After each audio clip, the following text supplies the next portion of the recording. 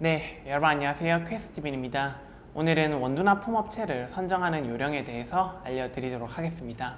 솔직히 제조업을 하고 있는 사람이 원두 납품업체 선정 요령을 알려드린다 그러면은 자신의 업체에 알맞게 조금 편향되게 정보를 알려드릴 수도 있는데, 제가 또 생각보다 객관적인 사람이어가지고 그런 편향된 정보 없이 정말로 좋은 업체를 선정하는 요령에 대해서 알려드리도록 하겠습니다. 그래도 약간의 PPL이라고 하면은 저희는 그 기준 속에서 어디에 해당되는지 이 정도는 간단하게 알려드리도록 하겠습니다. 자, 우선 첫 번째 기준은 원두를 국내에서 받을지 해외에서 받을지 결정하셔야 됩니다. 한 10년, 15년 전을 기준으로 잡으면은 국내와 해외의 로스팅 퀄리티는 차이가 좀 많았습니다. 그런데 요즘은 솔직히 로스터기의 퀄리티나 생두의 퀄리티, 로스팅 실력 부분에 있어서 차이가 거의 없는 편입니다. 그나마 차이가 조금 있다 그러면요, 그거는 이제 생두의 품질이라고 생각을 합니다. 이거는 해외에서 생두를 수입하는 그린바이어 분들은 꽤 공감하시는 부분이 있을 텐데, 정말로 귀한 생두를 구매할 때 그 결정권이 사실 우리나라보다 이제 훨씬 더 소비를 많이 하는 해외국에 조금 더 많이 배당이 되는 부분이 있습니다.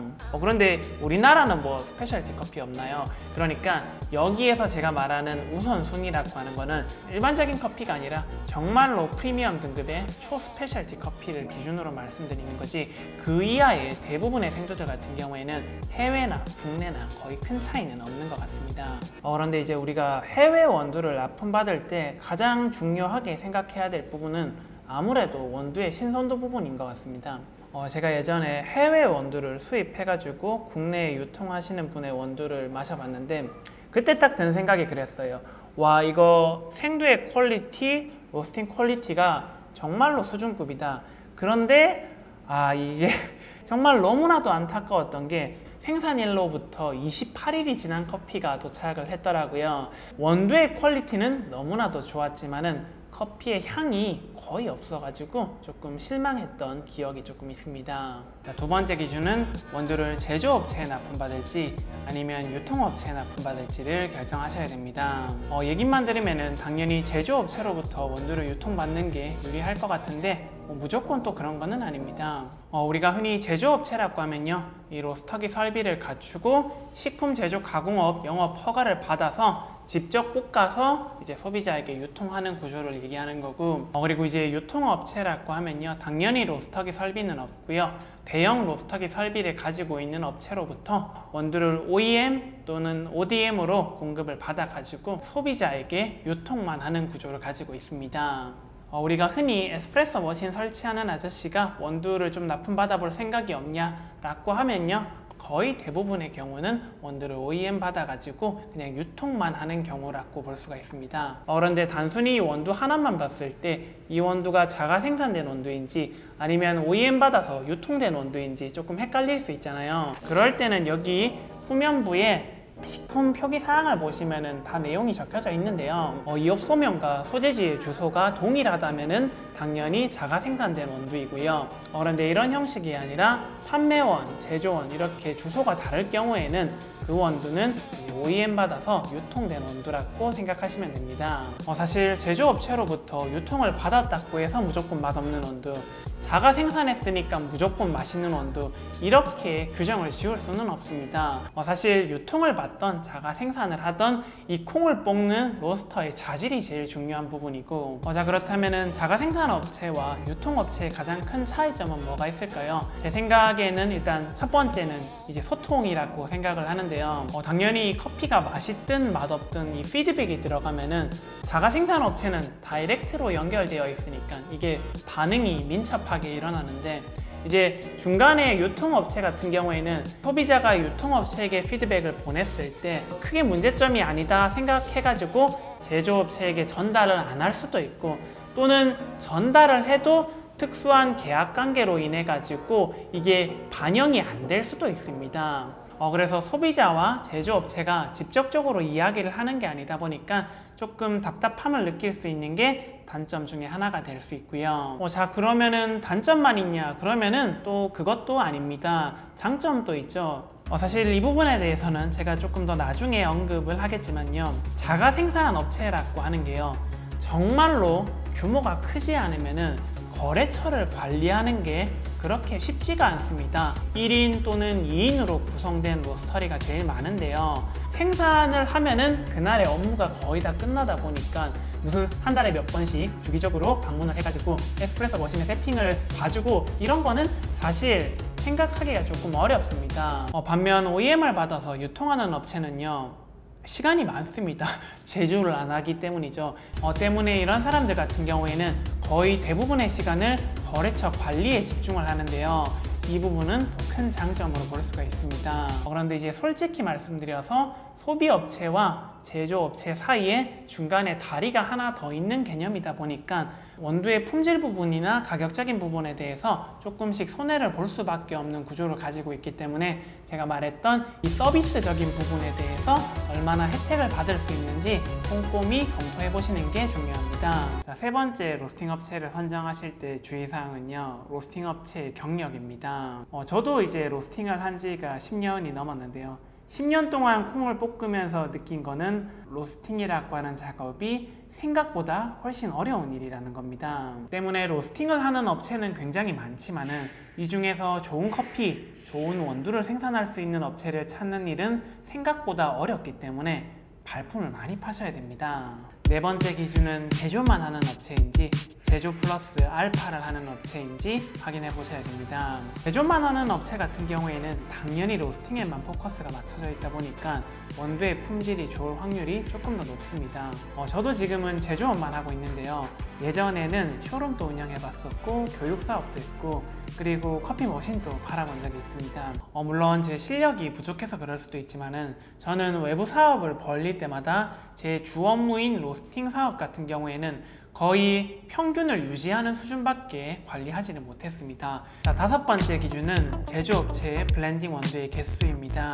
우리 흔히 TV에서도 식당에서 판매하는 음식의 개수가 너무 많으면 이게 문제가 될 수도 있다라고 하는데 로스팅 같은 경우에는 음식점과는 조금 다르지만은 공통점들이 많습니다. 저희 공장만 해도요, 블렌딩 원두의 개수가 4가지가 됩니다. 중강 배전 블렌드 2개, 중약 배전 블렌드 하나, 그리고 디카페인 블렌드 하나. 그런데 이 4가지 블렌드를 만들기 위해 가지고 필요한 싱글 원두가 몇 개 필요한지 아세요? 총 11가지가 필요합니다.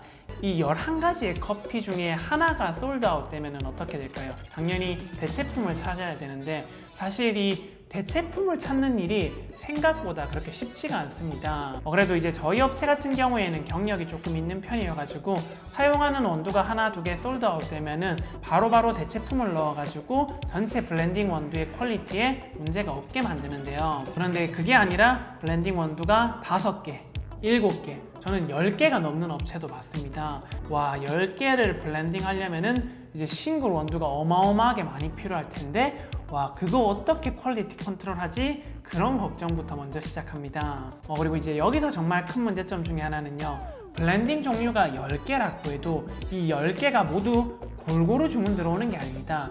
보통 하나에서 2가지가 압도적으로 주문이 많고 나머지 7개는요 미미하게 주문이 들어옵니다. 문제는 로스터기의 사이즈가 조금 단일로 운영될 경우에는 예를 들어서 60kg짜리 로스터기에 A 블렌드를 뭐 4kg 로스팅하고 그 다음에 B 블렌드를 12kg 로스팅하고 이렇게 애매하게 로스팅을 하는 경우들이 종종 있는데요. 이게 로스터기라고 하는 게 기본적으로 정해진 규격에 알맞는 생두를 넣었을 때 가장 맛이 완벽하게 나오는 그 베스트 투입량이라고 하는 게 있거든요. 그래서 블렌딩 종류에 알맞게 다양한 로스터기 사이즈를 가지고 있거나 그게 아니면은 하나에 조금 포커스를 잡고 있는 게 좋다고 볼 수 있습니다. 일반적으로 봤을 때 로스팅 공장은 보통 1대에서 2대의 기계를 많이 사용하기 때문에 블렌딩 종류도 보통 3가지에서 4가지 정도가 거의 한계이지 않을까 싶습니다. 자, 다음으로 6번째는 거래처 관리 시스템이 있는지 여부를 확인해 보시는 게 좋습니다. 아마 일반적인 카페들이 원두나 폼업체를 선정할 때 가장 중요하게 생각하는 부분 중에 하나라고 생각이 되는데요. 그런데 제가 앞서 말씀드린 대로 소규모 업체, 보통 1인에서 2인 정도로 구성된 로스터리 같은 경우에는 그 외부 인력을 만드는 게 그렇게 쉽지가 않습니다. 그래서 현실적으로 거래처 거래처 관리가 어려운 거를 이해한다 그러면은 그 원두에 알맞는 에스프레소 추출 가이드라도 달랐고 이렇게 요청해 보시면 좋을 것 같습니다. 자, 다음 7번째는 생산 주기입니다. 일주일에 이틀 로스팅하는 업체, 3일 로스팅하는 업체, 그리고 매일매일 로스팅하는 업체가 있는데요. 이거는 너무나도 당연하지만은 매일매일 로스팅하는 업체가 제일 좋습니다. 그런데 생각보다 일주일에 이틀, 3일만 로스팅하는 업체가 꽤 많은데요.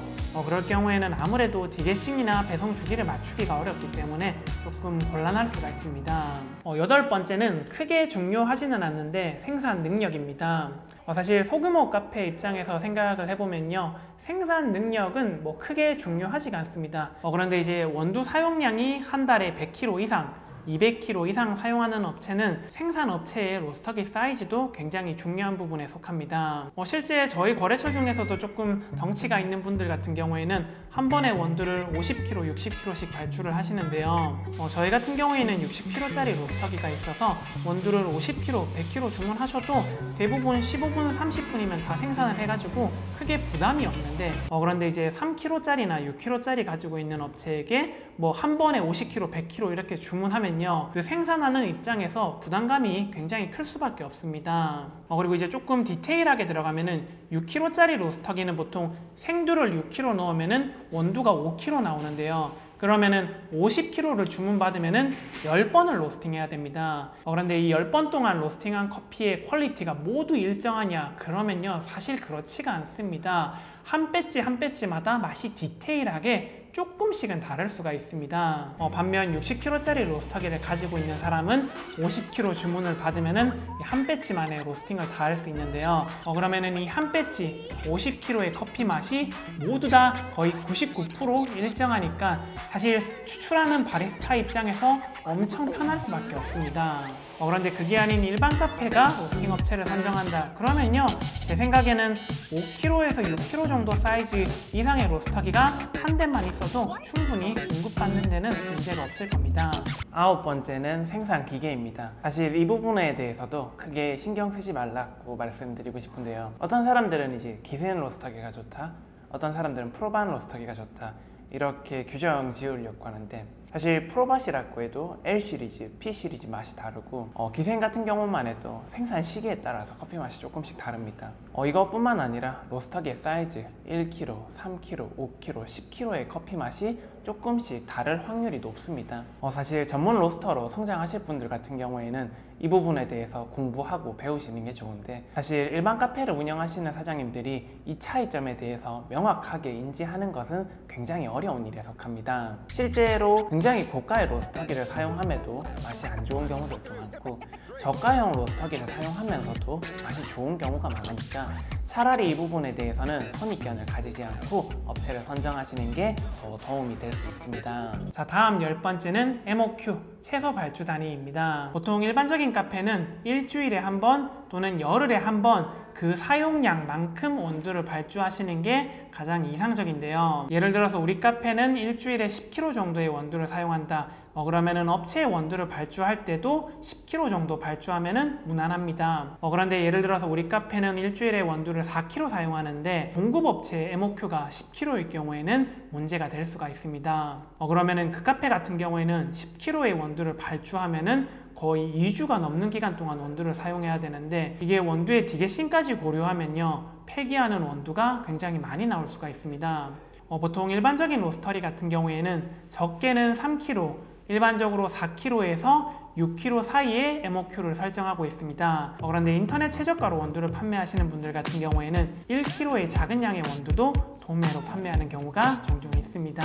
다음 11번째는 위치인데요. 사실 이 부분은 엄청 중요한 부분은 아닌데, 그런데 이 위치가 중요할 때는 역시나 비상 상황인데 카페의 원두가 급하게 떨어지는 상황 때문이죠. 예를 들어서 저희 공장을 기준으로 잡으면은 송파, 분당 이런 데 보내는 데는 요금이 그렇게 많이 나오는 것은 아닌데, 파주, 일산 이런 쪽으로 퀵 보내면요, 요금 4, 5만 원 나오는 것은 일도 아닙니다. 그런데 이제 반대로 이제 지방이랑 수도권에서 원두를 계약하는 경우들도 있잖아요. 이럴 경우에는 이 로스터리와 터미널이 가까운 게 정말 중요합니다. 이 터미널이라고 하는 것은 고속버스가 될 수도 있고 공항이 될 수도 있고 KTX가 될 수도 있습니다.